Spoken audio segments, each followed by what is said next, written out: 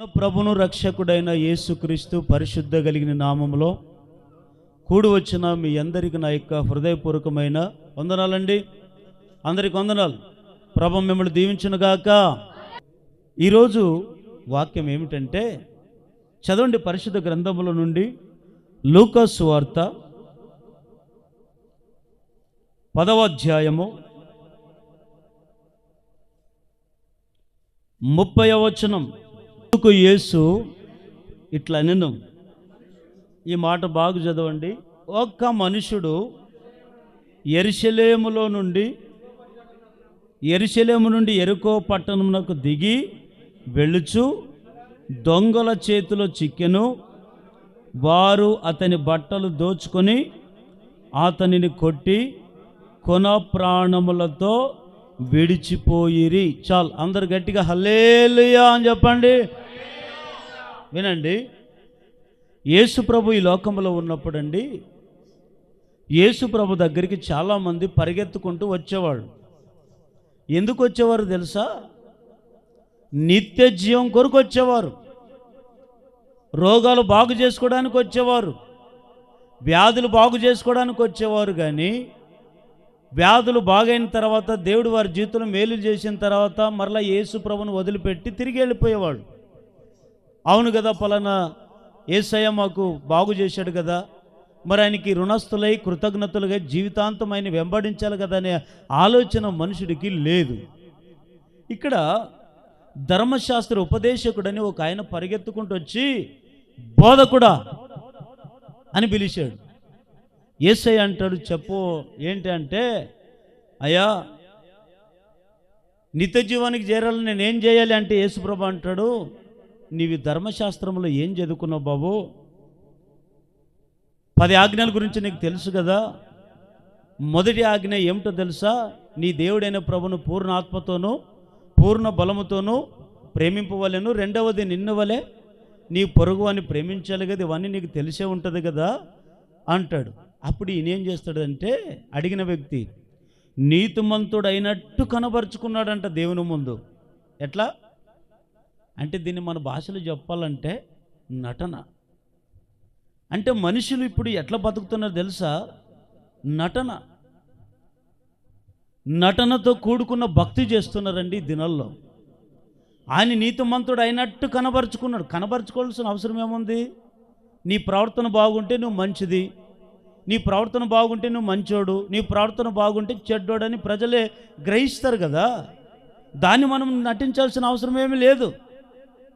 అయితే ఒక మనిషికి మంచి పేరు రావాలన్నా చెడ్డ పేరు రావాలన్నా మనం నటిస్తే రాదండి, మనం ప్రవర్తిస్తే వస్తుంది. మనం ప్రవర్తించే ప్రవర్తన 10 మంది చూసినప్పుడు ఈ వ్యక్తి మంచోడే లేదా ఏమో మంచిదే అని ఒక ముద్ర వేస్తారు. ఈ వ్యక్తి చూడండి, నటించాడంట దేవుని ముందు. నటించి ఏమంటాడు తెలుసా? బోధకుడా, అయితే నా పొరుగువాడు ఎవడు అంటాడు. అంటే ఆయనకి ధర్మశాస్త్రం బైబిల్ అంతా చదివాడు, కానీ ఎదుటివారిని ఎట్లా ప్రేమించాలో తెలియదంట. ఈరోజు కూడా బైబిల్ అంతా చదువుతారు, వాక్యాలన్నీ వింటారు, కానీ వాటిని అనుసరించి నడవరు. బైబిల్ అంతా చదివాను, నేను 30 సార్లు చదివాను, 20 సార్లు చదివాను, 10 సార్లు చదివాను గొప్పలు చెప్పుకోవడం కాదు. నీవు ఒక్కసారి చదివినా నీలో క్రియలు లేకపోతే వ్యర్థమే కదా. నువ్వు 30 సార్లు చదివినా నీకు ప్రేమ లేకపోతే నీ వ్యర్థుడే కదా. నీవు 50 సార్లు చదివినా నీకు దేవుని విశ్వాసం నీలో లేకపోతే వ్యర్థులే కదా. అయితే దేవుని బిడ్డలారా, ఇక్కడ నేను ఈ పాయింట్ చదివినప్పుడు ఒక మాట నా హృదయంలో నాటబడింది. ఏమిటో తెలుసా? ఎప్పుడైతే ఆ వ్యక్తి యేసుప్రభుని అడిగాడో, యేసుప్రభు వారు ఒక ఉపమానం చెప్పాడు. ఏమని ఉపమానం చెప్పాడు తెలుసా? ఇదిగో బాబు, నీకు ఒక ఉపమానం చెప్తాను విన్నాయినా అంటాడు. ఏంటి బోధకుడా అంటే, ఏమి లేదు, ఒక మనుషుడు, ఎవరో ఒక మనుషుడు యెరూషలేము నుండి దిగి యెరికో పట్టణానికి వెళుతుంటే మధ్యలో ఎవరు వచ్చారు? దొంగలు వచ్చి ఆయన్ని పట్టుకొని బాగా కొట్టి బట్టలు లాక్కొని ఆయనతో ఉండే సొమ్మంతా లాక్కొని బాగా కొట్టి కొన ప్రాణంతో వదిలి వెళ్ళిపోయారు అని చెప్పాడు. ఎప్పుడైతే ఆ వ్యక్తిని కొట్టి వెళ్ళిపోయారో ఆ కొన ప్రాణంతో ఉన్నటువంటి వ్యక్తి రోడ్డు మీద పడి ప్రాణాన్ని పోగొట్టుకోలేక ఇక్కడ బతకలేక మధ్యలో అట్లాగే రోడ్డు మీద పడిపోయాడు. పడిపోయిన వ్యక్తిని ఒక వ్యక్తి వచ్చాడండి. ఎవరు తెలుసా? యాజకుడు. ఈ యాజకుల్ని ఎవరిని అంటారు? దేవుని గురించి తెలిసిన వ్యక్తేనా? దేవుని గురించి తెలియని వ్యక్తే? తెలిసిన వ్యక్తే కదా, 10 మందికి బోధ చెప్పే వ్యక్తే యాజకుడు అంటారు. ఆ వ్యక్తి వచ్చి చూస్తే ఈ వ్యక్తిని, పడిపోయినటువంటి వ్యక్తిని చూసి కనికరపడాలి కదా, జాలి పడాలి కదా, ఆయన ఎవరో ఏంటో అనేది విచారించాలి కదా. ఈయనేమనుకు నాకెందుకు వచ్చింది తంట అనుకొని ఆ వ్యక్తిని చూసి పక్కకు తిరిగి వెళ్ళిపోయాడు. ఇంకా కాసేపటికి ఇంకొక ఆయన వచ్చాడు. ఈయన ఎవరు తెలుసా? లేవీయుడు. ఈ లేవీయుడు వచ్చి చూశాడు. ఈ లేవీయుడు కూడా చూసి నాకెందుకు వచ్చింది ఇది తంట అనుకొని ఈయన కూడా పక్కకు తీసుకున్నాడు. మూడవదికి ఎవరు వచ్చారో తెలుసండి? సమరయుడు. ఎవరండి? యాజకుడు చూశాడు, పట్టించుకోలేదు. లేవీయుడు చూశాడు, ఆ వ్యక్తిని పట్టించుకోలేదు. కానీ ఎవరు పట్టించుకున్నారో తెలుసా? సమరయుడు. ఈ సమరయుడు అంటే ఎవరో తెలుసా అండి? బైబిల్లో ఏం చెప్తుంది వీరి గురించి అంటే, ఈ సమరయులు అంటే పాపులు అని అర్థం. ఎవరండి? అంటే వీరికి దేవుని గురించి తెలీదు, దేవుని మందిరం విలువ తెలీదు, బైబిల్ తెలీదు, పాటలు అంటే ఏమి తెలీదు, ప్రార్థన అంటే ఏమి తెలీదు. కానీ ఏమి తెలియకపోయినా మనుషులో ఏముందో తెలుసా? ఎదుటివాన్ని ప్రేమించే మనసు ఉంది. ఎవరైనా కళ్ళెదురుగా అయ్యో పాపం అని అడుక్కుంటే వారికి సహాయం చేసే గుణం ఉంది. అందుకే యేసయ్య అంటాడు, తర్వాత ఇవన్నీ చెప్తానులేండి. యేసయ్య ఏమంటాడంటే, నేను వేశ్యలనైనా క్షమిస్తాను కానీ వేషధారులను, వేశ్యలకి తెలుసో తెలుగు తప్పుడు మార్గంలో నడుస్తారు, కానీ వేషధారులు జీవితాంతం జీవిస్తారు. కానీ వేశ్య ఒక్కసారి అనుకుంటే తన పాపాన్ని మానుకుంటుంది, తన జీవితాన్ని బాగు చేసుకుంటుంది. ఈ పాపైన సమరుడు వెళ్ళి ఆయన పట్టుకొని ఏమండి గాడిద మీద ఎక్కించుకొని వెళ్ళి కట్టుకట్టించి డబ్బులు పెట్టి, సొంత డబ్బులు పెట్టి చూపిస్తే అప్పుడు అంటాడు యేసుప్రభు వారు, ఆ ధర్మశాస్త్ర ఉపదేశకుడు అంటాడు, నాయనా ఇప్పుడు ఈ ముగ్గురులో ఎవరి వాని పొరుగువాడంటే, అప్పుడు ఎవరు పొరుగువాడంటే, ఎవరు కదయ్యా? సమరయుడే. నీవు అట్లాగ ప్రేమించి నువ్వు పరలోక రాజ్యంలో చేరుతావని చెప్పాడు. అదంతా వేరే సందర్భంలో అండి. నేను చెప్పే అంశం ఏమిటంటే, ఈరోజు అంశం పేరేమిటో తెలుసా? యాత్రికుడా నీ ప్రయాణం ఎక్కడికి? చెప్పండి, అందరూ చెప్పండి. మనమందరం ఎవరో తెలుసండి? ఈ యాత్రికులం. ఎవరమండి? యాత్రికులు అంటే, ఈ యాత్రికులు అంటే అర్థం ఏమిటంటే, ఇప్పుడు మనము మార్కెట్కి వెళ్ళాము, ఇల్లు వదిలి మార్కెట్కి వెళ్ళాము. మార్కెట్లో ఎంతసేపు ఉంటావు? గంటో, 2 గంటలు, 3 గంటలు, మొత్తానికి రాత్రి లోపల ఇంటికి చేరుకుంటావా లేదా? లేదు, నాకు ఇక్కడే నాది స్థలము, ఇదే నా స్థిరం, మార్కెటే నాదంటే మార్కెట్ వాళ్ళు ఉరికిచ్చి కొట్టరా? ఎవడరా నువ్వు అంటారు. అనరా? వినండి, ఇక్కడ నాకు విచిత్రమైన మాట ఏమిటంటే, ఈ ఒక మనుషుడు యెరూషలేములోనే ఉండి, యెరూషలేములోనే పండుకొని, యెరూషలేములోనే తిని, యెరూషలేములోనే జీవించిన వ్యక్తి యెరికో పట్టణానికి పోవాల్సిన అవసరం ఏమొచ్చింది? ఇదే నా ఆలోచన. అంటే ఇక్కడ యెరూషలేము నుండి ఎక్కడికి వెళ్తున్నాడంట? ఏ మార్గంలో వెళ్తున్నాడు? యెరికో పట్టణానికి వెళ్తున్నాడంట. యెరికో పట్టణానికి ఎందుకే వెళ్ళాల్సిన అవసరం వచ్చింది? ఎప్పుడైనా మీరు బైబిల్ చదువుతప్పుడు ఇట్లాంటి డౌట్లు మీకు వస్తారావా? మనం చదివితే కదప్ప అంటారా? చదవరు మరి. సినిమాలు చెప్పండి, గంటలు ఇంకా ఆహాహా అబ్బో చూస్తుంటారు.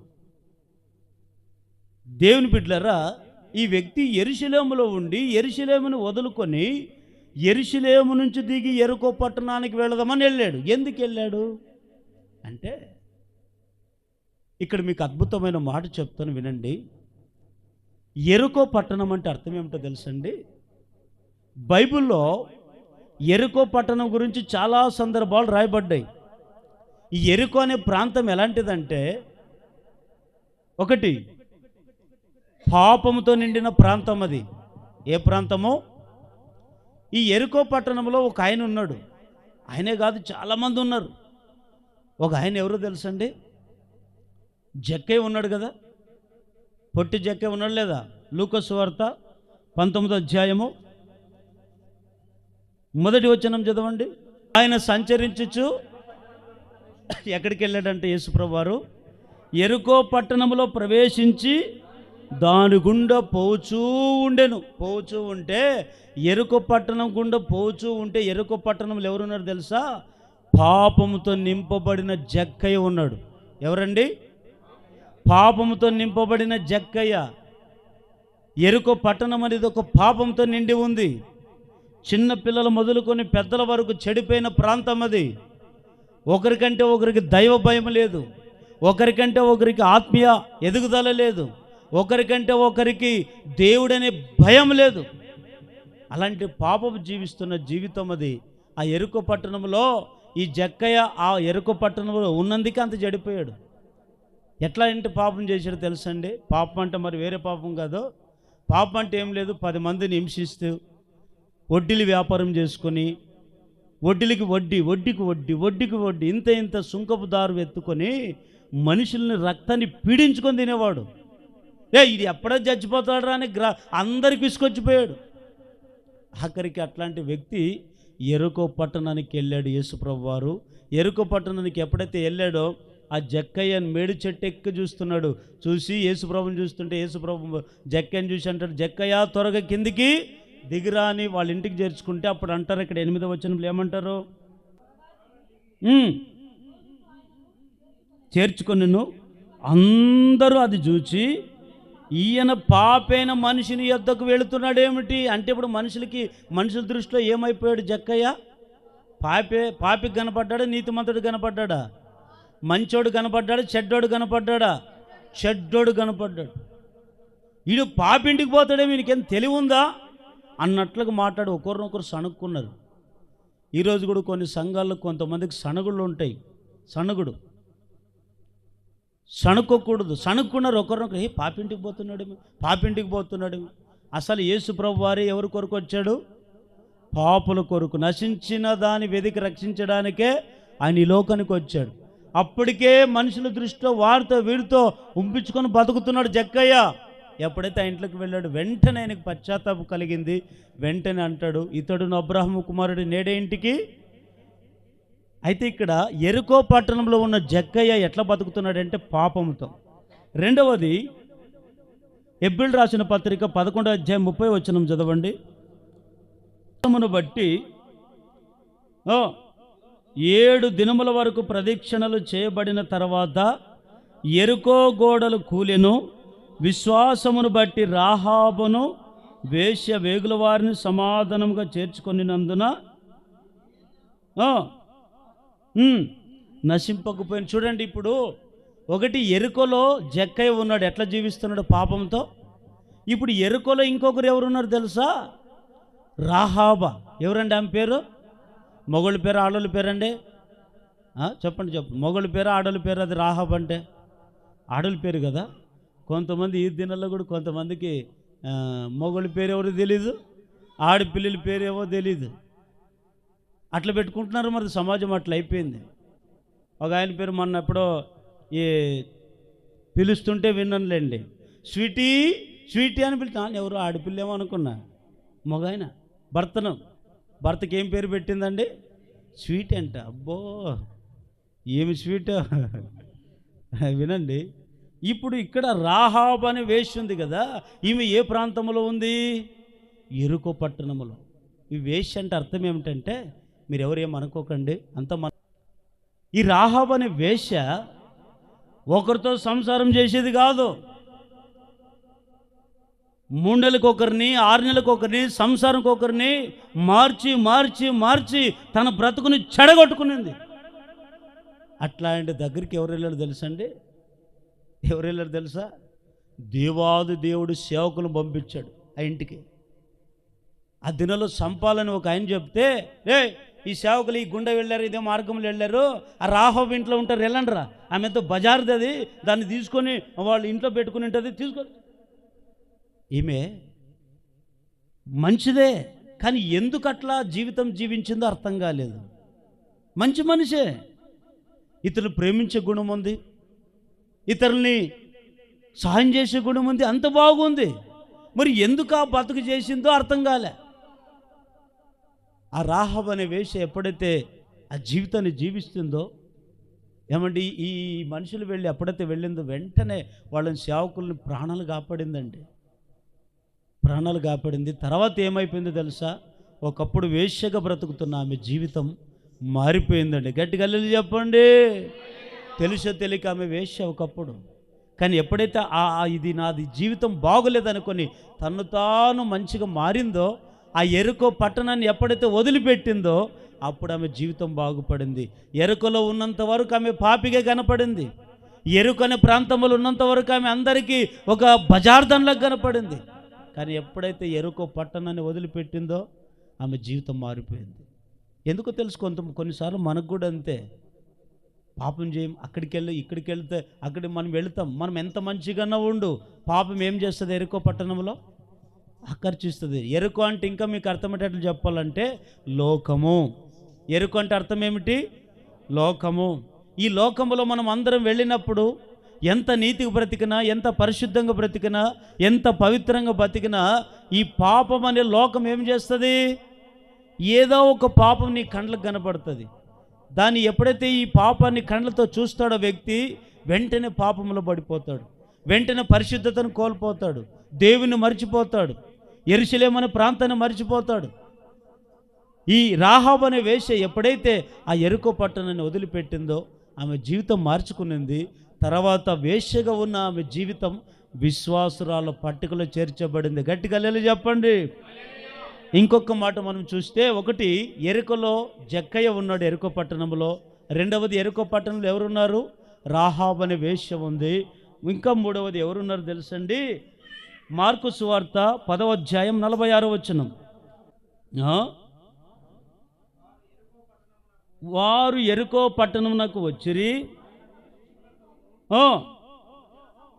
బహుజన సమూహముతోనూ యెరికో నుండి బయలుదేరి వచ్చుచుండగా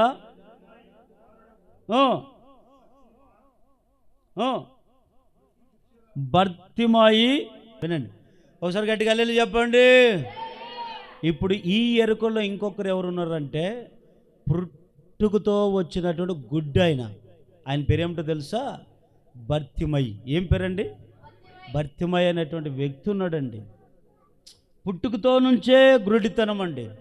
ఈరోజు కొంతమందికి కళ్ళు ఉండి కూడా గుడ్డితనం బతుకుతున్నారు.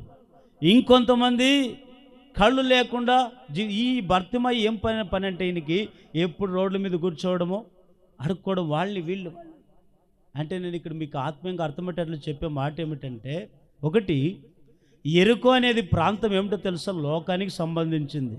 ఈ యెరికోలో ఏముందో తెలుసా? పాపంతో బతుకుతున్న జక్కయ్య ఉన్నాడు ఒకప్పుడు. యెరికోలో ఇంకా బ్రతుకుతున్న ఒక రాహాబు అనే వేశ్య ఉంది ఒకప్పుడు. ఈ యెరికోలో గురిడితనంతో జీవిస్తున్న భర్తమైన ఒక వ్యక్తి ఉన్నాడు. కానీ ఇక్కడ మీకు విచిత్రమైన మాట ఏమిటంటే, ఈ యెరికోలో బతుకుతున్న జక్కయ్యని, రాహాబును, ఈ పుట్టి గుడ్డివాడిని భర్తమైని రక్షించిందెవరు?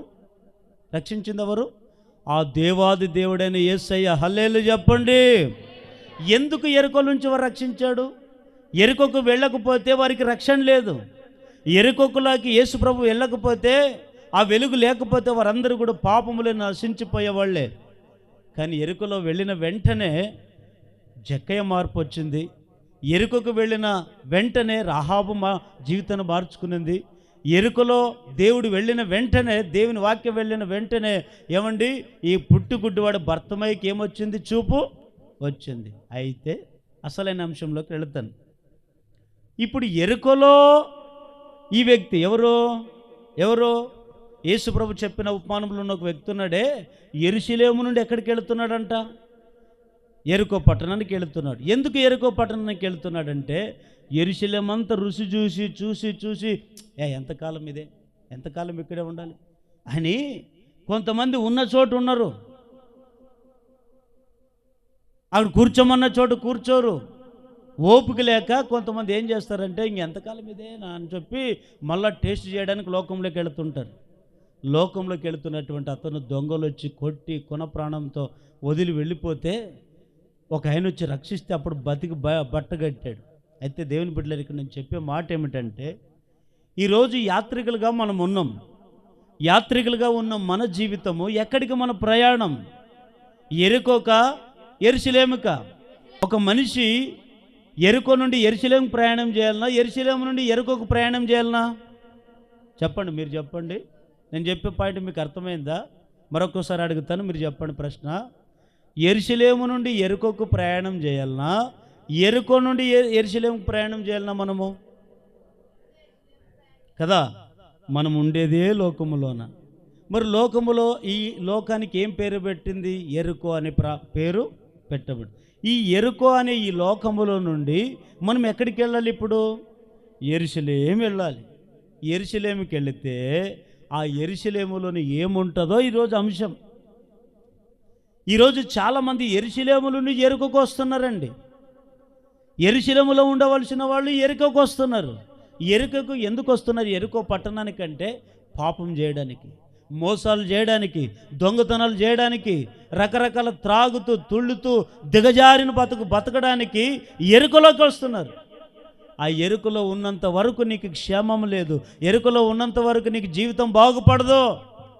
మరి ఎరుకలో ఉన్న నీవు జక్కయ్య మారినట్లుగా, రాహాబు అనే వేశ్య మారినట్లుగా, పుట్టి గుడ్డివాడైన బర్తలోమయికి దృష్టి వచ్చినట్లుగా నీకును అలాంటి దృష్టి కలగజేయునుగాక.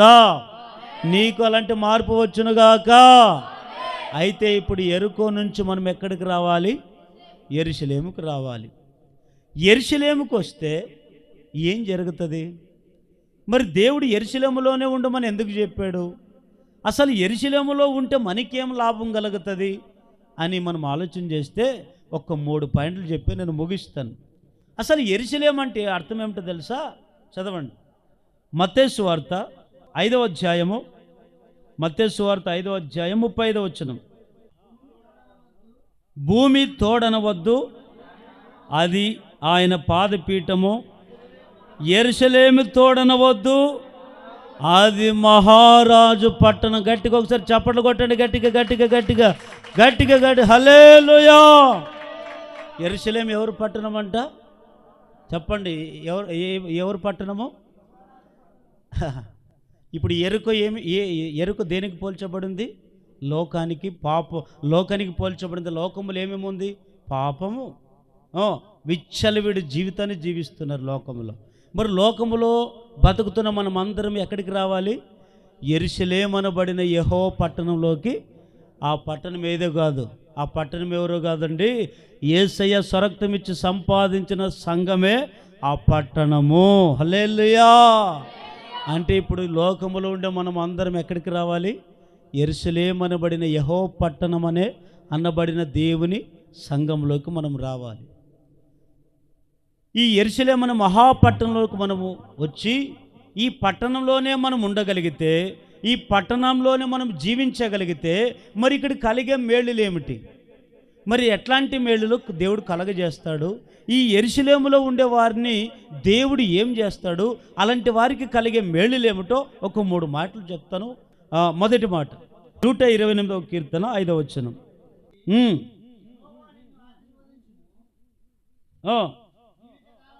సియోనుల నుండి యెహోవా నిన్ను ఆశీర్వదించును, నీ జీవిత కాలమంతయు యెరూషలేమునకు క్షేమము కలుగుట చూచెదవు. చాలు, అందరు వినండి. ఇప్పుడు ఎరుకలో అనబడిన లోకముల నుంచి మనం దేవుని మహాపట్టణం అనబడిన ఈ సంఘం అనే ఈ యెరూషలేములో మనం ఉండగలిగితే, ఈ యెరూషలేములో ఉన్న వారు ఎట్లుంటారంటే క్షేమంగా ఉంటారంట. ఎట్లుంటారు? మొదటి పాయింట్ ఏమిటి? ఎట్లుంటారు? క్షేమం. లోకంలో క్షేమం ఉందా? అందరు నన్ను చూస్తూ వినండి, గట్టిగా హల్లెలూయా చెప్పండి మరొకసారి. లోకంలో మనకు క్షేమం ఉందా? లోకంలో మనము బ్రతుకుతామని గ్యారెంటీ ఉందా? లోకంలో మనం పరిశుద్ధంగా ఉంటామని గ్యారెంటీ ఉందా? లేదు. నువ్వు పరిశుద్ధంగా ఉండాలన్నా ఎవరో ఒకరు నిన్ను పాపములోనో ముంచేస్తారు. కానీ అదే యెరూషలేములో నువ్వు ఉంటే, యెరూషలేము అనబడిన మహారాజు పట్టణం అనే దేవుని సంఘములో నీవు నేను ఉంటే ఇక్కడ ఏముందో తెలుసా? నీకు, నీ కుటుంబానికి క్షేమం ఉంది. ఏముందండి? క్షేమం. ఏంటి క్షేమము? కొంతమంది మన ఇంటికి బంధువులు వచ్చారనుకోండి, వినండి బాగేనండి, మన ఇంటికి బంధువులు వచ్చారనుకోండి, వచ్చిన ప్రతి ఒక్కరిని ఇంటికి వచ్చి అంటారా, లేకుంటే అందరూ బాగుండారా అంటారా? చెప్పండి, అందరు క్షేమంగా ఉన్నారా అంటారనరా? అమ్మ మీరేమి ఇట్లున్నారమ్మా తల్లిలో మాట్లాడని నోరు తెరిచి అంటారు కదా. ఎవరు వచ్చినా మన ఇంటికి వచ్చినా మేము బాగుందా, బాగుంది అంటే క్షేమంగా ఉన్నారా అని అర్థం, అంతే కదా. ఇప్పుడు ఏ భక్తుని వచ్చి ఏం చేస్తున్నాను బాగులేనంటే ఎట్లుంటుంది? కొంతమంది క్షేమం కొరకు పరిగెలెడుతున్నారు. ఎంతసేపున సంపద, ఎంతసేపున ఆ సంపద ఈ సంపద, సంపదను కొరకు ప్రాకులాడుతున్నారు. కానీ ఈ సంపాదించినవన్నీ నేను అనుభవిస్తున్నానా, ఈ సంపాదించినవన్నీ నేను తృప్తిగా నేను నా కుటుంబము నా పిల్లలు అనుభవిస్తున్నారా అనే ఆలోచన మనుషుడు మర్చిపోయి సంపాదన మీద పడ్డాడు. సంపాదించుకోవాలి, తప్పులేదు. కానీ ఎంత సంపాదించుకున్న వాటిని అనుభవించకపోతే ఏం లాభం ఉంది? ఏం లాభం ఉంది? ప్రసంగి గ్రంథం అంటాడు, ధనవంతుడు ఒకడు ఉన్నాడంట, రోజు కూలి పని చేసుకునే వాళ్ళు ఒకరు ఉన్నారంట. వాళ్ళ గురించి చెప్తున్నాడు ఈయన. ఏమిటో తెలుసా? ఈ ధనవంతులు అనబడిన వారికి నిద్ర ఉండదు, ఆరోగ్యం ఉండదు, సమాధానం ఉండదు, నెమ్మది ఉండదు. ధనం ఉండే వాళ్ళకి, అదే కూలి పని చేసుకునే వాళ్ళకి తృప్తి, కంటి నిండి ఏం పోతారంట? నిద్ర. కట్టుకోవడానికి మంచి ఉన్న దాంట్లో తృప్తిగా ఉంటారంట. అదే ధనవంతులకు ఉంటుందా? ఎప్పుడు ఈ ధనం ఎక్కువ కొద్దిగా ఇన్కమ్ ట్యాక్స్ ఊకి వదులుతారా? లేని వేడ ఎంత సంపాదించావు, ఇంతోటి ఎట్లొచ్చింది అంటారనరా? ఎప్పుడు వీరికి ఇదే ఆలోచనే. అందుకని యేసుప్రభు, ఈ ఇంత సంపాదించావు కదా, తినము త్రాగమంటావు కదా, ఈ రాత్రే దేవుడు నీ ప్రాణం అడిగితే సంపాదించినవంతా ఎవరో అయితే అంటాడు. నిజం, నేను దేవుని బిడ్డలారా, ఈరోజు మన సంపాదనకి క్షేమం లేదు, మన పిల్లలకు క్షేమం లేదు, మనకు క్షేమం లేదు. లోకమనే ఎరుకలో ఉంటే నీకు క్షేమం లేదు. మరి ఎక్కడికి వస్తే నీకు క్షేమం ఉంటుందంటే, ఎక్కడికి వస్తే క్షేమం ఉంటుంది? యెరూషలేము అనబడిన సంఘములను ఉండగలిగితే, ఆ మహారాజు అనే పట్టణంలో నీవు నేను ఉండగలిగితే ఇక్కడ ఏం కలుగుతుంది? నీకు క్షేమం. నీ పిల్లలను చూసే భాగ్యం కలుగుతుంది, నీకు ఆరోగ్యం కలుగుతుంది, నీకు సమాధానం ఉంటుంది, నీకు నెమ్మది ఉంటుంది. కానీ లోకములు వెళ్ళండి, లోకములు వెళ్ళి 10 మందిలో కూర్చోండి, ఎట్లుంటుంది? దేవుని మందిరంలో కూర్చున్న విలువ వేరే ఉంటుంది, లోకములో 10 మందిలో కూర్చున్న కాడ కూర్చున్న విలువ. అందుకే ఈ మాట ఎప్పుడో కీర్తనకాడు రాశాడు. ఏమని? కీర్తన గ్రంథం 1వ అధ్యాయం 1వ వచనంలో ఏమని అంటాడు? దుష్టుల అందరు చూడుకోకుండా చెప్పండి, చూసి ఎవరని చెప్తారు? అందరు చెప్పండి. కాకులా గుణగొద్దండి, నోరు తెరిచి స్పష్టంగా చెప్పండి. దుష్టుల ఆలోచన చప్పున నడవక, పాపుల మార్గమున నిలవక.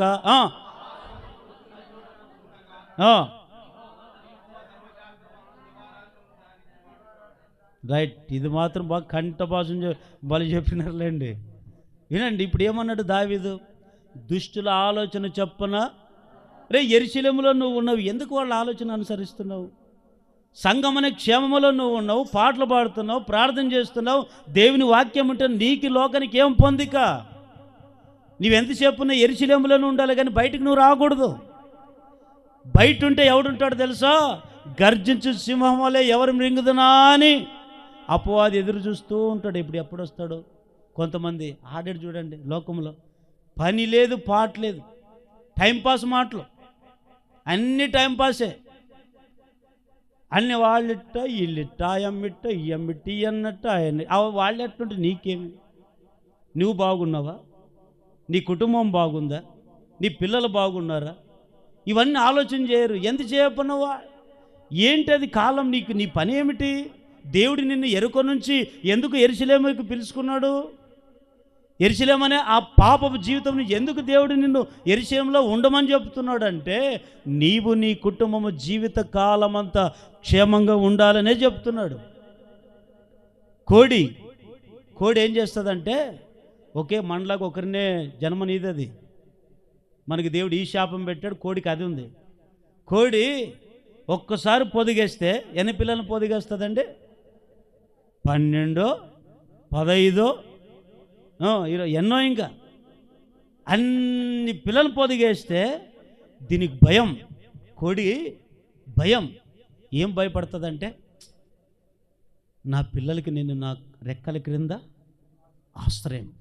ఈ ఆశ్రయం కింద నా పిల్లలుంటే గద్దొస్తాడు. గద్ద అనేవాడు ఎవనికి సాదృశ్యమో తెలుసా? సైతానికి సాదృశ్యం. ఈ సైతాన్ అనేవాడు తిరుగుతాడు, నా పిల్లల మీద నా మీద దాడి చేయడు, ఎవరిని ఎత్తుకుపోతాడు?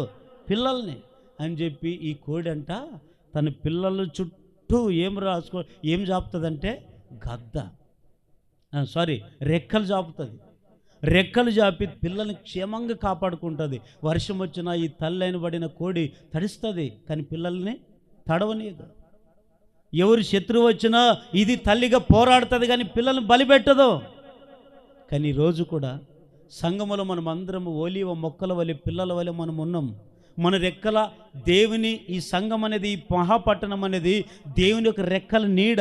ఇక్కడ ఉన్నంత వరకు ఏ దుష్టుడిని ఏం చేయలేడు. ఈ సంఘం అని యెరూషలేము నుంచి నువ్వు బయటికి వెళ్ళి యెరికో పట్టణానికి వెళితే అక్కడ ఏముందో తెలుసా? నిన్ను ముట్టుకోకూడని కూడా ముడతాడు. చూడండి దేవుని బిడ్డలారా, కొంతమంది దుష్టుల ఆలోచన చెప్పు నడుస్తారు పాపల మార్గమున. ఏనని ఇప్పటి నుంచి తప్పు చేయనబ్బా, ఇదే నెల ఇదే ఫస్ట్, ఇంకా కొంతమంది చూడండి ఇదే నెల ఇదే ఫస్ట్, ఇంకా నేను నా జీవితంలో తప్పు చేయకూడదు అనుకుంటారు. అప్పుడు తర్వాత మరొక రోజు 2 రోజులు అయినాక మరేం మనసు ఏమో. ఒక ఆయన, మీరు నవ్వుతారు ఈ మాట చెప్తే, ఒక ఆయన బాగా రక్షణ పొంది మారు మనసు పొందినాళ్ళండి. నేను అప్పుడే సడన్గా బండి, నాకు పిలిచేస్ట్ ఎక్కువ, తొందరగా వెళ్ళి బండి తీసుకుని బండి ఆపే అలా వందనాలు అలా అన్నాను. అప్పుడే సిగరెట్ తాగి నాకు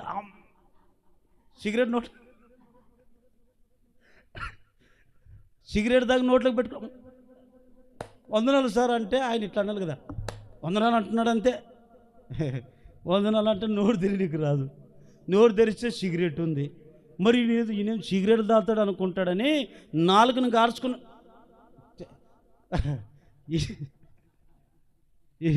ఈ సిగరెట్ ఒకటే ఉంటుందే, చెవుల్లో నుంచి పాగొచ్చేది, ముక్కుల నుంచి. అట్లా అయిపోయిన తర్వాత కాసేపటి కుండి ఉండి ఎంతసేపు ఉంటాడు, 4 గంటలు. అప్పుడు చెప్పాడు, ఏంటన్నా మనుషులు నమ్మించడానికి భక్తి వద్దన్నా, చేస్తే యథార్థంగానే భక్తి చెయ్యి, లేదన్నా శాత కాదు నేను ఉండలేను దేవునిలో సంపూర్ణంగా అనుకుంటే లోకంలో ఉండు, ఎరుకలోనే ఉండు. ఆ ఎరుకలో ఉంటే నీవు కాపాడబడతావో, క్షేమంగా ఉంటావో, నాశనం తెచ్చుకుంటావో, శపించబడతావో నీ ఇష్టం. నా బాధ్యత ఏముంది? క్షేమంగా ఉండమని చెప్తున్నాను. చూడండి, కొంతమందికి క్షేమంగా ఉండాలని కోరుకుంటారు, కానీ ఎరుకలో ఉండి నేను క్షేమంగా ఉండాలి, ఎరుకలో ఉండి దేవుడు నా ప్రార్థన వినాలి, ఎరుకలో ఉండి నా జీవితం బాగుపడాలంటే దేవుడు వింటాడా? నీవు యెరూషలేము మహాపట్టణంలో ఉండు, అప్పుడు దేవుడు నీ కాపుదల ఉండునుగాక, నీ కుటుంబాన్ని కాపాడునుగాక. దేవుని బిడ్డలు ఈరోజు క్షేమన్న యెరూషలేములో ఇంత క్షేమం ఉంది, ఇంత దేవుని కాపుదల ఉంది. ఈ యెరూషలేము నుంచి యెరికో పట్టణానికి ఎందుకు వెళుతున్నావు? మరలా పాపపు అలవాట్లు ఎందుకు నీకు? పాపపు త్రాగుడు ఎందుకు మరలా నీకు అలవాట్లు? చెడు అలవాట్లు ఎందుకు? చెడు బానిస బ్రతికి ఎందుకు నీకు? అది వద్దనుకునే కదా ఇక్కడికి వచ్చింది నువ్వు. ఆ పాప జీవితం వద్దనే కదా ఈ యెరూషలేముకి వచ్చింది. మరి యెరూషలేములో ఉండి ఉండి ఉండి ఉండి ఇంకేమైపోయింది? నీకు బోరు కొట్టినట్టుంది. ఆ వ్యక్తి చూడండి, యెరూషలేములో క్షేమంగా ఉన్నాడు. క్షేమంగా ఉండేవాడు యెరికో పట్టణానికి వెళ్ళేది అవసరమా? దొంగల చేతులు చిక్కబడేది అవసరమా? ఆ బాధ తెచ్చుకునేది అవసరమా? ఆ ప్రాణం మీదకి తెచ్చుకునేది అవసరమా? ఈరోజు కొంతమంది వివేకం లేని ప్రజలు, ఎక్కడికి నీ ప్రయాణం అంటే ఎక్కడికి పోతావు నాకే తెలియదు. కొంతమంది ఆ మధ్య ఒక ఆయన ఫోన్ చేసి, సార్ మేము నా కొడుక్కి పిల్లని చూడనికి వెళ్తున్నాము, అమ్మాయిని చూడనికి, నువ్వు ప్రార్థన చేయి అన్నాడు. నేనేం చేస్తాను? ప్రార్థన చేసి ఒక మాట అన్నా, ఏ ఊరికి వెళుతున్నారన్నా అన్న, మాకే తెలుస్తారంటాడు. అంటే తెలుకోకుండా గమ్యమా? లేదు సార్, అన్నీ ఆ ఊరు తిరిగి వస్తామంటున్నాడు. చూడండి, కొంతమందికి ఎట్లా వాళ్ళ జీవితం వాళ్ళకే అర్థం కాదు. ప్రయాణం ఎట్లా చేయాలి, ఏ ప్రయాణంలో వెళితే, ఏ మార్గంలో వెళితే మాకు క్షేమంగా ఉంటాము, ఏ మార్గంలో మేము ఎంచుకోవాలి అనేది మనిషికి గమ్యం లేదు. కోపం వస్తే నా మాట నేను వినను అంటారు కొంతమంది. నీ మాట నీ వినకపోతే నీకేదో నష్టమో. ఇంకో మాట చదవండి, ఆదికాండం 28వ అధ్యాయం 20వ వచనం. ఇక్కడ యాకోబు తండ్రి ఇంటిని వదిలిపెట్టి ఆ మేనమామ ఇంటికి పరిగెత్తుకుంటూ ధరలు వెళుతున్నాడండి. వెళుతున్నప్పుడు యాకోబు ఏం చేస్తాడో తెలుసా? చదవండి, ఆది కాండము 28వ అధ్యాయము 20వ వచనం.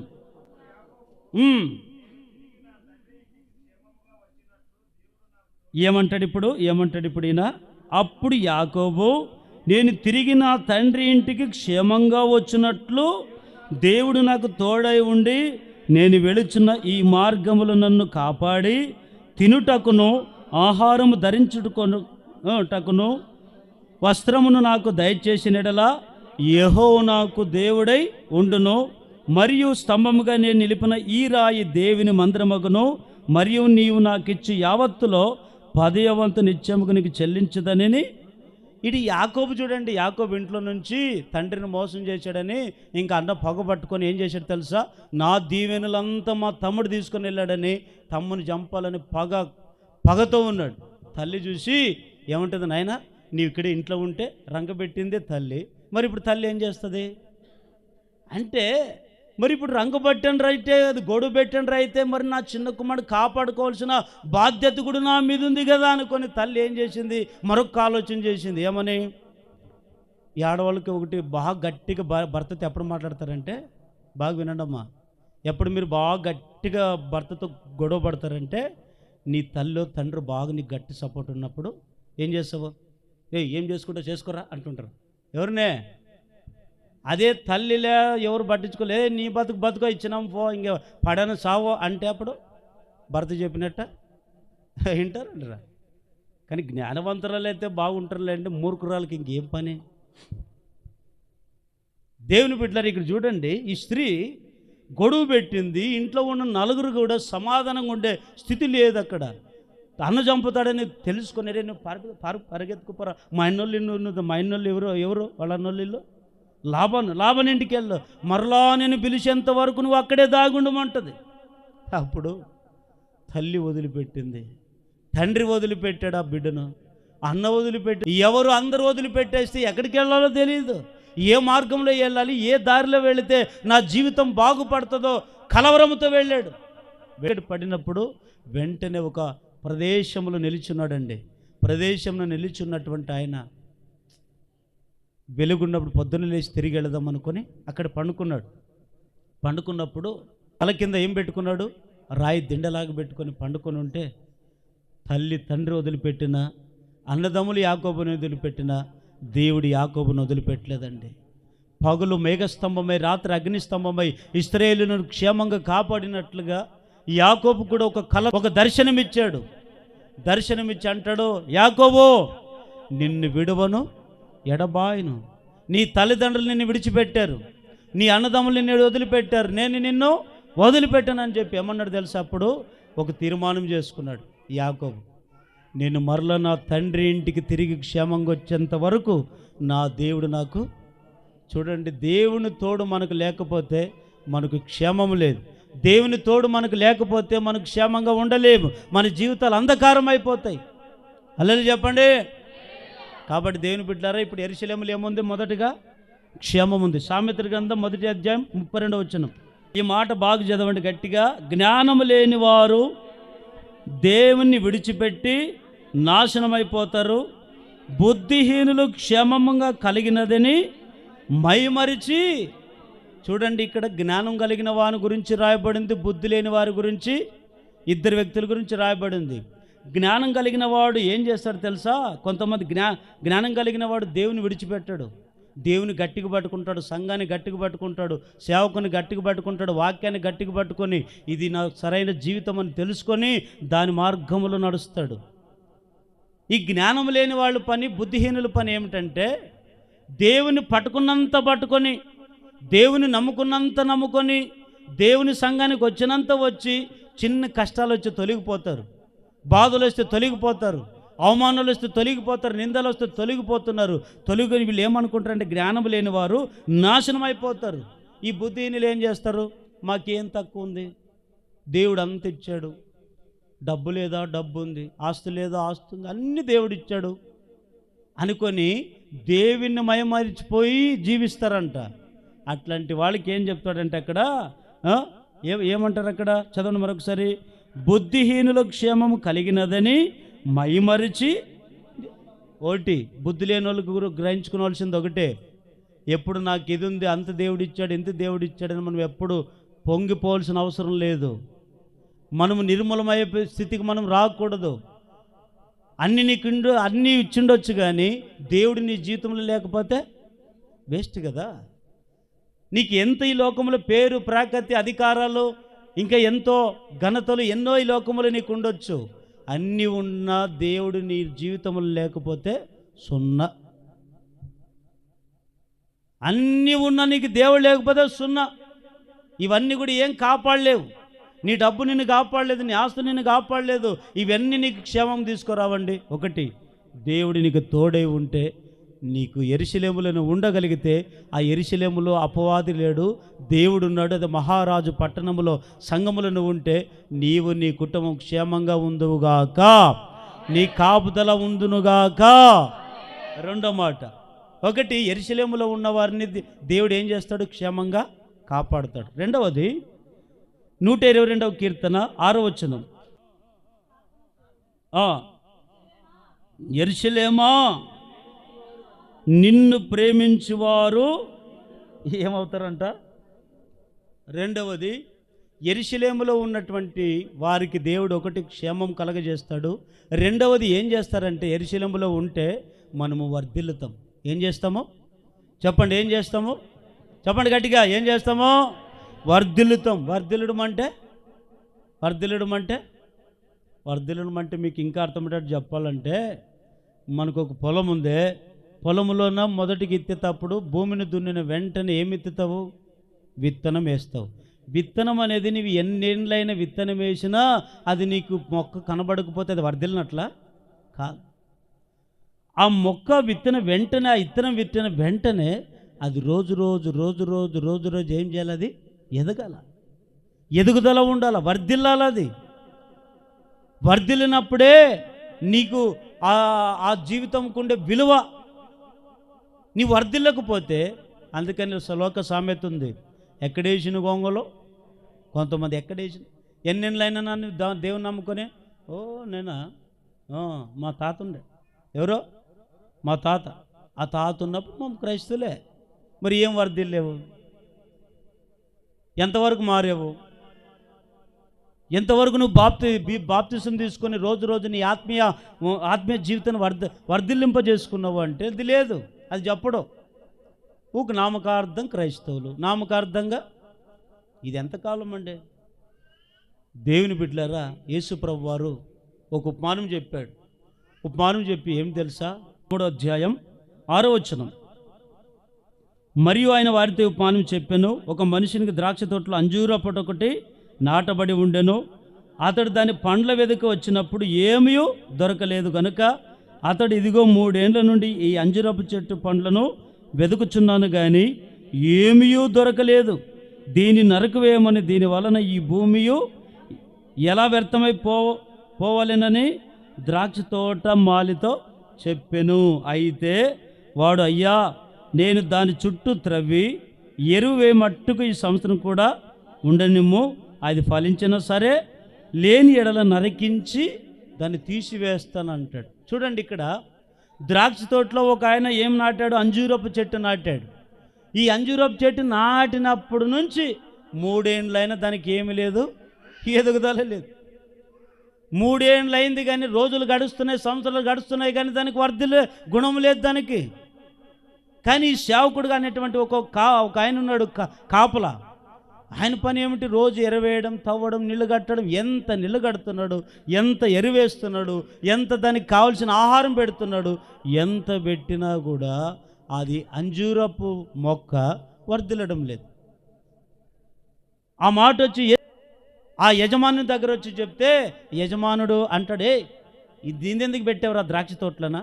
ఇది ఉండినా ఒకటే, లేకపోయినా దీన్ని తీసేరా అంటే ఆయన అంటాడు, వద్దయ్యా.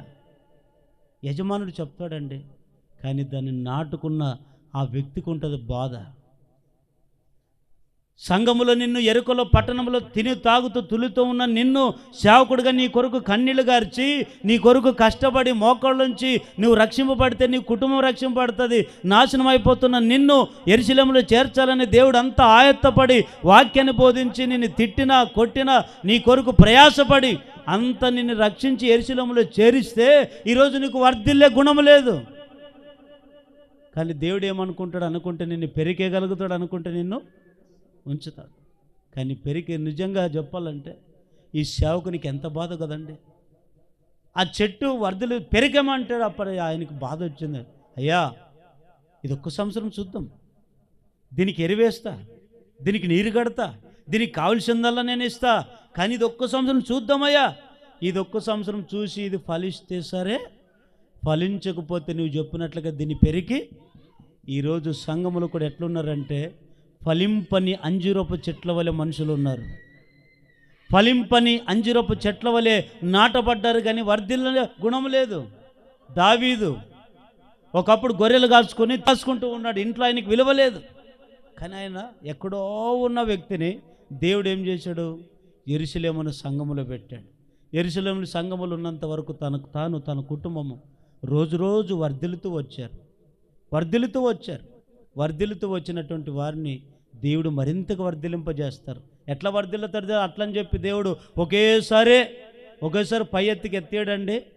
ఒక వ్యక్తి వర్ధిల్లాలంటే సంఘములో ఒకటి అన్నికి మణిగి దేవుని భయభక్తి కలిగి ఉంటే, యెరూషలేములోనే నువ్వు ఉంటే దేవుడు ఏం చేస్తాడు, నిన్ను ముందుగా 30 అంతస్తులుగా వర్ధిల్లింపజేస్తాడు. రెండవది 60 అంతస్తులు, మూడవది 100 అంతస్తులు. ఈ మూడే 100 అంతస్తుల ఫలాన్ని ఈరోజు మనం ఫలించామా లేదనేది ఒక్కసారి పరీక్షించుకుందాం. ప్రభు బలులు చేవేస్తున్నావు కానీ పాపం నువ్వు వదిలిపెట్టలేదు, అన్ని చేస్తున్నావు కానీ భక్తి బాగుంది, కానీ నీవు ఇంకా ఎరుక అనుభవాల్లో నువ్వు ఉన్నావు. కానీ అలా ఉండకూడదు. ఎరుకలో ఉన్న నీవు, యెరూషలేముకు వచ్చిన నీవు, యెరూషలేములో నీవు ఎట్లుండాలి తెలుసా, క్షేమంగా ఉండాలి. రెండవది నువ్వు ఎప్పుడు వర్ధిల్లుతూనే ఉండాలి. నెల సంవత్సరాలు గడుస్తూనే ఉన్నాయి. మరి నీ ఆత్మీయ జీవితం ఏమిటి? పరిశుద్ధ గ్రంథంలో 92వ కీర్తన 13వ వచనంలో దావీదు ఏమంటాడు, చదవండి అదొక్క మాట. యెహోవా మందిరములో నాటబడిన వారై, ఎట్లంట దేవుని ఆవరణంలో ఎట్లుండాలంటే ఇప్పుడు మనము ఏమిట్లో వర్ధిల్లు. కొంతమంది వర్ధిల్లు అంటారండి, అబ్బా వీళ్ళని చూడండి, నన్ను చూడండి అందరూ. కొంతమంది దేంట్లో వర్ధిల్లుతారంటే ఇంక బూతులు చెప్పే దాంట్లోనే వర్ధిల్లుతారు. ఇంక వాళ్ళకి వచ్చినంత బూతులు ఇంకొకరు రావు కదా. చర్చిలోనే బాగా అబ్బా నోట్లో వెళ్ళి పెడితే కొరకుతుంది, ఏమా నోట్లో వెళ్ళి పెడితే కొరకుతాడేనా అన్నట్టుగా ఉంటారు. కానీ ఎట్లుంటారు, నోరు ధరిస్తే బూతులు. ఇంకొంతమంది దీంట్లో వర్ధిల్లుతారు, దేంట్లో ఇంకా అబద్ధాలు చెప్పే దాంట్లో వర్ధిల్లుతారు. ఇంకొంతమంది రకరకాలుగా పాపంలో వర్ధిల్లుతారు. కాదు, ఇవి కాదు మనం వర్ధిల్లాల్సింది. మనం దేంట్లో వర్ధిల్లాలంటే ఆత్మీయతలో వర్ధిల్లాలి, మందిర పరిచయంలో వర్ధిల్లాలి, దేవుని విషయంలో వర్ధిల్లాలి, సంఘములో మరింతగా వర్ధిల్లుదముగాక. ఆది కాండములు మీరు తర్వాత చదువుకోండి. ఏసేపు చరిత్ర మనందరికీ తెలిసిందే. ఒకప్పుడు ఇంట్లోన ఆయన ఏం చేశారు తెలుసా, ఆయన్ని అన్నదమ్ములు ఏం చేశారు, కొట్టి గొంతులో పడేసి నీచమని ఆలోచన చేసి చంపాలనుకున్న వాళ్ళు మరి ఏం ఆలోచన చేస్తారు, ఒరే ఇన్ని చంపితే మనకి ఏం రాదు, వీడిని ఐగుప్తు దేశానికి అమ్మల్లని చెప్పి అమ్మేశారండి. అమ్మేసిన నాటి నుంచి మొదలుకొని అమ్మేసిందే మంచిదైంది ఏసేపు జీవితంలో. అయినా ఏసేపు ఎక్కడ భయపడలేదు, ఎక్కడ దిగులు పడలేదు. దేవుని చిత్తం ఎలా ఉంటే అలా నెరవేరుతుంది నా జీవితంలో. ఒకరేమో అన్నారని, ఎవరో తిట్టారని, ఈ నా తల్లిదండ్రులు నాకు దూరమైరు, ఇవన్నీ కూడా బాధపడలేదు. నా జీవితంలో దేవుడు ఏది జరిగిస్తే అది జరిగితే దేవునికి అప్పగించుకున్నాడు ఏసేపు. కష్టమో నష్టమో బాధో ఇరుకో ఇబ్బందో నాయన నీ ఇష్టం అనుకున్నాడు. భయభక్తులు కలిగి జీవించాడు. ఏసేపుని ఎప్పుడైతే అన్నదమ్ములు అమ్మేసినటువంటి ఆయన ఐగుప్తు దేశంలో రోజు వర్ధిల్లాడు, కానీ ఎక్కడ దిగజార్చుకోలేదు తన జీవితాన్ని. పాపం కళ్ళెదురు కనబడుతున్న దానికి దూరంగా పారిపోయాడు, కానీ దానికి లోబడి రాజుపడి దాంట్లో మునిగి తేలలేదు. కానీ ఏసేపు వలె మనం రోజు వర్ధిల్లే గుణం మనకు ఉండాలి. ఏ అన్నదమ్ములైతే కొట్టి హింసించారో, అవమానకరంగా మాట్లాడారో, అదే అన్నదమ్ములు ఒకరోజు ఏం చేశాడు దేవుడు, అదే అన్నదమ్ములు ఎక్కడికి వచ్చేటట్లు చేశాడు, ఐగుప్తులో వర్ధిల్లినటువంటి ఏసేపు కాళ్ళ మీద పడేటట్లుగా చేశాడు. ఈరోజు నువ్వు చింతపడవచ్చు, అయ్యా నేను ఎంతకాలం ఇట్లాగా ఉండాలి, నా వాళ్ళు నాకు దూరం అయిపోయారే, నన్ను మోసం చేసి వెళ్ళిపోయారే, నన్ను వాళ్ళు ఇట్లా అనుకుంటారు వీళ్ళు ఇలా అనుకుంటారని దిగులు పడాల్సిన అవసరం లేదు. నిన్ను ఎవరైతే హింసిస్తున్నారో, ఎవరైతే నిన్ను రకరకాల మాట్లాడు వారి కొరకు నువ్వు ప్రార్థన చేయి. వీలైతే వారిని ప్రేమించు, వీలైతే వారిని ఏం చేయి, ఆత్మీయతలకు నడిపించాలని చూడు. ఒకరోజు దేవుడు వారు నిన్ను తృణీకరించి వారి నీ పాదముల ఎద్దుకు పడేటట్లుగా చేయునుగాక. కాబట్టి ఈరోజు మనం ఏం చేయాలి తెలుసా? సంఘములో మనం వర్ధిల్లాలి. ఇదే ఎన్నో సంవత్సరం ఇది చెప్పండి, ఎన్నో సంవత్సరమో? 2025 సంవత్సరములో కొంత ఆత్మలో ఉన్నాం. ఇంకెంత ఎదగాలి? ఇంకా ఎదగాలి. 27కి 30కి 40కి 100కి అంటవా? కానీ సత్యంత వరకు నువ్వు ఎదుగుతూనే ఉందువుగాక. ఎన్ని మాటలు చెప్పాను? ఇంకొక రెఫరెన్స్ చదవండి. ఒకటి, యెరూషలేములో ఉంటే మనకి ఏం కలుగుతుంది? క్షేమం.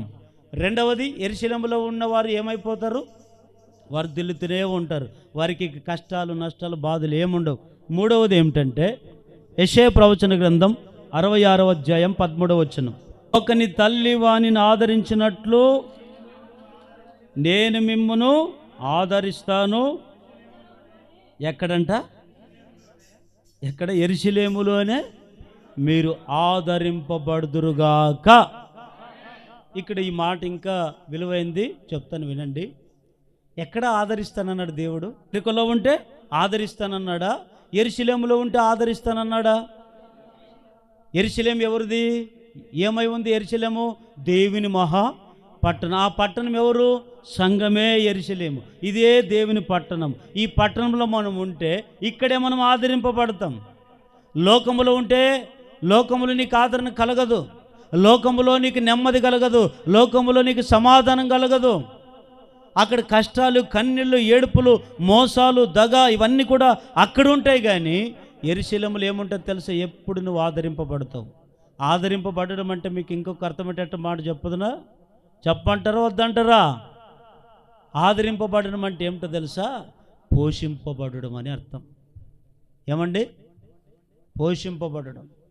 ఈ సంఘములో నువ్వు ఉంటే, యెరూషలేము అనే ప్రాంతంలో నువ్వు ఉంటే, యెరూషలేము అనే మహాపట్టణంలో సంఘములో నువ్వు ఉంటే, నీ మూడవదిగా దేవుడు నిన్ను ఏం చేస్తాడంటే, నీవు కన్నీళ్లతో వచ్చిన నిన్ను, రోగాలతో వచ్చిన నిన్ను, అవమానాలతో వచ్చిన నిన్ను, బాధలతో నెమ్మది లేకుండా వచ్చిన నిన్ను, పాపపు జీవితంతో వచ్చిన నిన్ను ఓదారుస్తాడు, నిన్ను ఆదరిస్తాడు.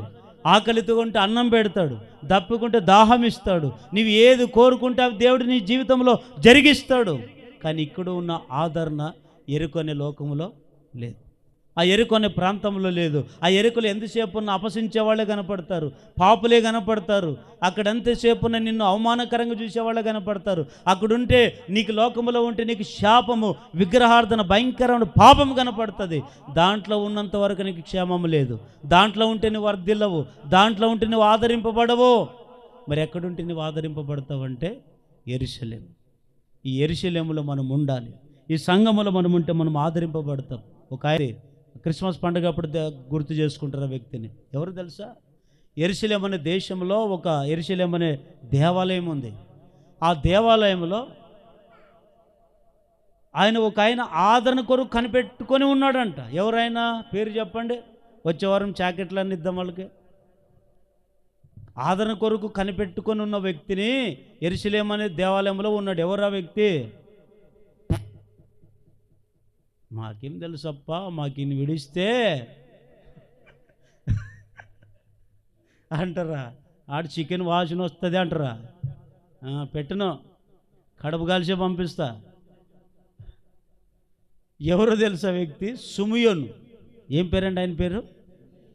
ఆయనకి తెల్లెంటుకలు వచ్చి వృద్ధాపం వచ్చింది. అయినా ఆదరణ కొరకు కనిపెడుతూనే ఉన్నాడు. ప్రవచనాల్లో ఏముందో తెలుసా? రక్షకుడు అంత్య దినాల్లో పుడతాడు. ఆయనే ప్రభు అయిన యేసు క్రీస్తు. ఆయన ఈ లోకానికి ఎట్లా వస్తాడో తెలుసా? వచ్చిన ప్రతి ఒక్కరికి, పుట్టిన ఆయన ప్రతి ఒక్కరికి ఆదరణ కలగజేస్తాడు, సమాధానం కలగజేస్తాడని దేవదూతలు వచ్చి భూమి మీదకి వచ్చి గొర్రెల కాపరులు చెప్పిపోతారు. ఏమని తెలుసా? సర్వోన్నతమైన దేవునికి మహిమయు, భూమి మీద తనకి ఇష్టమైన ప్రజలందరికీ సమాధానం కలుగునుగాక అంటారు. సమాధానము, సంతోషం, నెమ్మది భూమి మీద లేదు.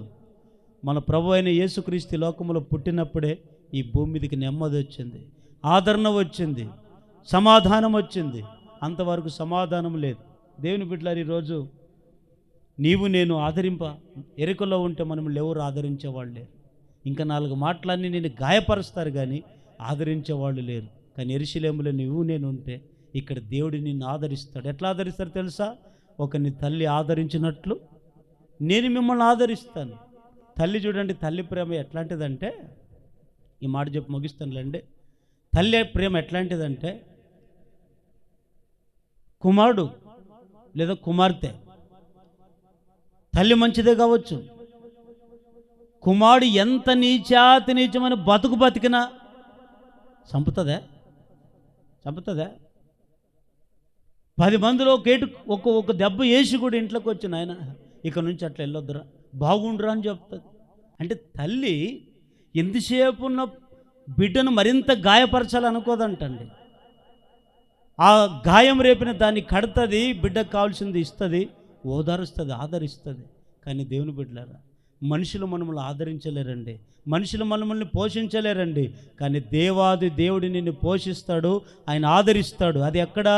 యెరూషలేములో ఉంటేనే నువ్వు ఆదరణ కలుగుతుంది. లోకములో ఉంటే నీకు ఆదరణ. 5 రొట్టెలు 2 చిన్న చేపలు ఎంతమందికి పంచాడు? 3 దినాలు ఉన్నారు, 3 దినాలు వాక్యం వినుకుంటున్నారు. ఎన్ని దినాలండి? ఇప్పుడు రోజుకి ఎన్ని పూటలు తింటామో? ఇది మాత్రం వాళ్ళు చెప్పారులేండి. ఎన్ని పూటలు తింటామో? 3 పూట్లు అంటే 3 రోజులు యేసు ప్రభు దగ్గర ఉన్నారు. ఎన్ని పూటలు లేదు వాళ్ళకి అన్నము? 9 పూటలు లేదు కదా. మనం మధ్యాహ్నంకే అమ్మా అబ్బా అంటాం, కడుపు నచ్చా అంటాం. చూడండి, 3 రోజులుండి దేవుని వాక్యం ద్వారా కడుపు నింపుకొని బతికారంట. వాళ్ళకి కావాల్సింది శరీరానుసారమైన ఆహారం కాదు. శరీరానుసారం ఇప్పుడు కడుపు నింపుకుంటావు, ఇంకా గంటకు 2 గంటలు సోయి 4 సార్లు చెంబు పట్టుకోపోతావు. పోతుంది. నువ్వు ఎంత బిర్యానీ అని తినేది కడుపు నచ్చి కడుపు పట్టుకుని పోయి డాక్టర్ ఖర్చు పెట్టుకుంటాం. చూడండి, నీ ఆత్మకు ఆహారం అవసరం, నీ ఆత్మకు ఆహారం అవసరం. ఆ ఆత్మకు ఆహారమే దేవుని వాక్యం. వాళ్ళు 3 రోజుల నుంచి దేవుని వాక్యం విని శ్రద్ధగా విన్నారండి. వినిన వాళ్ళకి ఒక్క పూట కూడా ఇంత ఆలోచన లేదు. మనమైతే ఇంకెంతసేపు టైము ముందు చెప్తుంటారు. సంవత్సరానికి ఒకసారి వస్తాడు సంఘానికి, సార్ నేను ఇంతసేపు అంటుంటారు. కొంతమంది సమయం చూసుకుంటారు. ఇది కాదండి, బాగుపడాలనుకున్నవాడు సమయం చూడడు, ఆదరింపబడాలనుకున్నవాడు సమయం చూడడు, దేవునిలో వర్ధిల్లాలనుకునే వ్యక్తి సమయం చూడడు. ఇదే సమయం లోకములో ఇస్తావే, ఇదే సమయం సెల్లులు చూడడానికి గంటలు ఇస్తావే, ఇదే సమయం ఇంట్లో టీవీ సీరియల్ సినిమాలు చూడడానికి గంటలు ఇస్తావే, ఇదే సమయం లోకల్ పాపులతో గంటలు మాట్లాడే సమయం ఇస్తావే. మరి దేవుని మందిరంలో నీ సమయం ఎక్కడా? ఎలా ఆదరింపబడతావు? ఎలా నీకు నెమ్మది కలుగుతుంది? ఎలా నీకు సమాధానం కలుగుతుంది? దేవుని బిడ్డలారా, ఒకసారి ఆలోచించండి. యెరూషలేములో నువ్వు ఉండే అనుభవం నీకు లేదు. అందుకే యేసు ప్రభు ఉపమానం చెప్పాడు. రే బాబు, ఒకడు యెరూషలేమును వదులుకొని ఎక్కడికి వెళ్ళాడు? ఎరుకో పట్టణానికి వెళ్ళాడు. ఎరుకో పట్టణంలో ఎప్పుడైతే వెళ్ళాడో ఎవరు వచ్చారు మధ్యలో అన్ని పట్టుకోవడానికి? దొంగలు వచ్చారు. ఆ దొంగ ఎవడు కాదు, సాతాను. సంఘములో ఉంటే నీకు క్షేమం ఉంటుంది, సంఘములో ఉంటే నువ్వు వర్ధిల్లుతావు, సంఘములో ఉంటే నీకు పోషింపబడతావు, సంఘములో ఉంటే నువ్వు ఆదరింపబడతావు. ఈ సంఘం కాదని లోకంలోకి వెళ్ళావా? ఎవడు పట్టుకుంటాడు? సాతాను పట్టుకుంటాడు. నీ బట్టలు లేకుండా చేస్తాడు, దిగంబరిగా చేస్తాడు, నీకు ఆర్థిక స్తోమత లేకుండా చేస్తాడు, 10 మందిలో నిన్ను అవమానం వచ్చేటట్లా చేస్తాడు, నెమ్మది లేకుండా చేస్తాడు, సమాధానం లేకుండా చేస్తాడు. ఆ బతుకు నీకు ముఖ్యమా, లేదు ఈ బతుకు నీకు కావాలా? చెప్పండి, ఏ బతుకు కావాలి ఇప్పుడు మనకు? ఏ మార్గం కావాలి మనకి ఇప్పుడు? ఇప్పుడు నేను మరొకసారి చెప్తాను. ఎరుకో టు యెరూషలేం వైపు కావాలా, యెరూషలేం టు ఎరుకో వైపు కావాలా? దొరుకుతున్నారు ఇప్పుడు. బాగా చెప్పండి, మరొకసారి చెప్తాను. ఎరుకోలో నుండి యెరూషలేంకు రావాలనుకుంటున్నారా?